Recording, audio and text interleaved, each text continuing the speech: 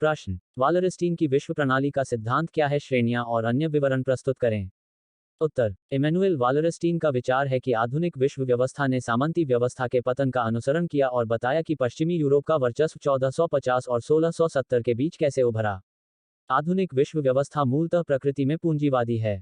जैसा कि फ्रैंक के 3 चरणों के खिलाफ, वालरस्टीन ने पूंजीवादी विश्व प्रणाली के विकास के 4 चरणों का सुझाव दिया है।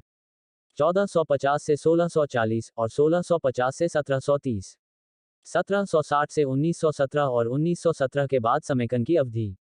यह उल्लेखनीय है कि वालरस्टीन के लिए पूंजीवाद एक प्रणाली के रूप में 15वीं शताब्दी के मध्य से अस्तित्व में है। वालरस्टीन के अनुसार 1150 और 1300 के बीच पश्चिमी यूरोप की सामंतवाद एक प्रमुख अर्थव्यवस्था थी, जिसे 1300 से 1450 के दौरान गंभीर संकट का सामना करना पड़ा।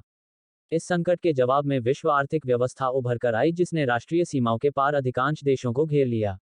पूंजीवादी विश्व व्यवस्था अंतर्राष्ट्रीय श्रम विभाजन पर आधारित है।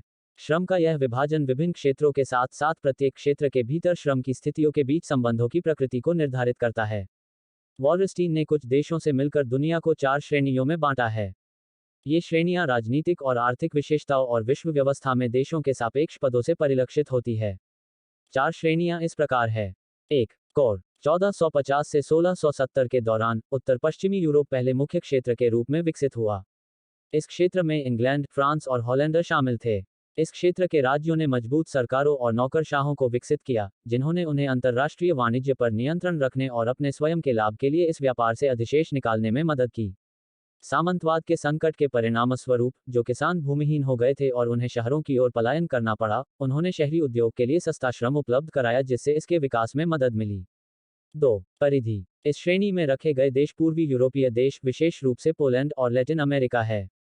इन देशों में अपनी मजबूत सरकारों का अभाव था और अन्य राज्यों द्वारा नियंत्रित थे। उन्होंने मुख्य क्षेत्र को कच्चा माल निर्यात किया। उन्होंने प्रवासी विनिमय के माध्यम से इन देशों के अधिकांश पूंजीगत अधिशेष निकाले। इस क्षेत्र में श्रम को मजबूर किया गया और यूरोप को निर्यात किए जाने के लिए सस्ता कच्चा माल उपलब्ध कराया गया। 3. अर्ध परिधि, यह क्षेत्र कोर और परिधि क्षेत्रों के बीच स्थित है। इसमें मूल क्षेत्र के देश शामिल हैं जो अपनी अर्थव्यवस्था और उन परिधि में गिरावट का सामना कर रहे हैं जिनकी अर्थव्यवस्था में सुधार हो रहा है। वालेरस्टाइन ने पुर्तगाल और स्पेन का उदाहरण दिया, जो अपनी मूल स्थिति से अर्ध परिधि में फिसल गए थे। कोर ने अर्ध परिधि का शोषण किया, जिसने अन्य परिधियों का शोषण किया। 4. बाहरी क्षेत्र, ये ऐसे क्षेत्र हैं जो अपनी आर्थिक व्यवस्था बनाए रखते हैं। इस क्षेत्र के देशों द्वारा आंतरिक व्यापार को महत्व दिया जाता है। रूस इस क्षेत्र का सबसे अच्छा उदाहरण है। वालरस्टीन की विश्व प्रणाली की मुख्य विशेषताएं, यह पूंजीवादी विश्व अर्थव्यवस्था है। इस अर्थव्यवस्था में कोर क्षेत्र को सबसे अधिक लाभ हुआ और परिधि को सबसे अधिक नुकसान हुआ, लेकिन ऐसा नहीं है कि कोर क्षेत्र में हर कोई अमीर हो गया और परिधि में हर कोई गरीब हो गया। पूंजीवादी अर्थव्यवस्था ने असमानताओं को तीव्र कर दिया है।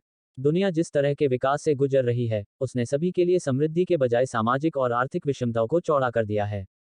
प्रस्तुति समापन। आपका धन्यवाद। Disclaimer. This notes has been made after a lot of research, yet the accuracy of the answers may vary. The author assumes no responsibility or liability for any errors or omissions in the content of this notes.